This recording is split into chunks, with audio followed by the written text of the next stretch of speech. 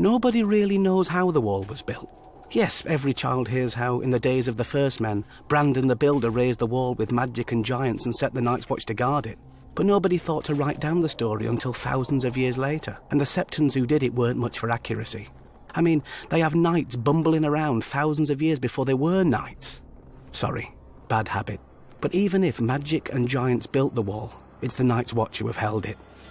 Our order of builders repairs the keeps and towers, digs tunnels, crushes stone for roads and footpaths, and clears away trees wherever the forest presses too close to the wall. Or at least they would, if they had the men, and the tools, and the time. Long ago, when the Night's Watch was at full strength, the builders would quarry blocks of ice from the frozen lakes of the haunted forest, dragging them south on sledges to add to the wall. Now, it's all they can do to watch for cracks or signs of melt and make what repairs they can, without men, or tools, or time. The Order of Rangers is the fighting heart of the Night's Watch. They ride beyond the wall, fighting and trading with wildlings, surviving shadow cats and snow leopards. The Rangers are meant to scout out threats to the wall and return to report. And they did, back in the days when men could go north and come back alive. Now they just come back. The Order of Stewards keeps the watch alive. We hunt and farm, tend the horses, milk the cows, gather firewood, cook the meals and bring supplies from the south. Not so heroic, I know, but since the Night's Watch doesn't starve or freeze, I guess we're the only order that still does everything it's supposed to.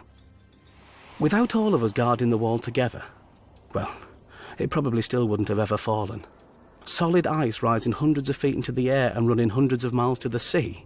No army is smashing it anytime soon, which is why our enemies have never tried. Well, not directly.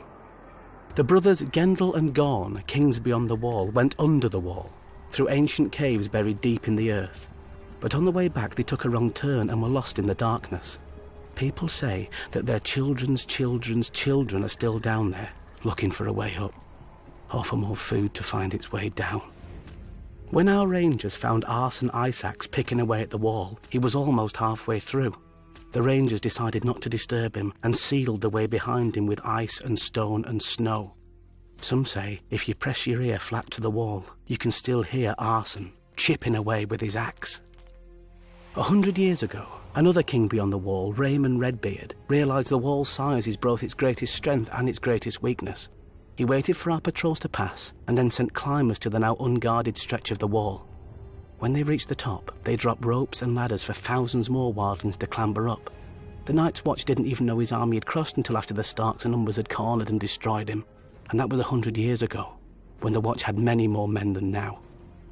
Lucky for the Night's Watch, the wall isn't without its own defences. Besides being incredibly tall and thick, the wall is also treacherous.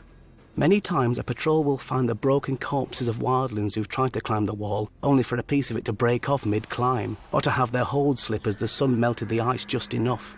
When the light strikes the wall just right, it can even look like it's weeping. 1,000 years ago, the Night's Watch could have lined up shoulder to shoulder along the wall, all the way from Eastwatch by the Sea to the Shadow Tower, to meet Mance Rayder and his army. But now, Mance isn't bothering to find tunnels under the wall or climb over it. He was a sworn brother once. He knows that the glory of the Night's Watch is behind us. Mance is going to try what no man ever has. He's going to come through the wall. One day, I hope Maesters write stories about how we beat him back. Because if we don't, there may not be any more stories to write.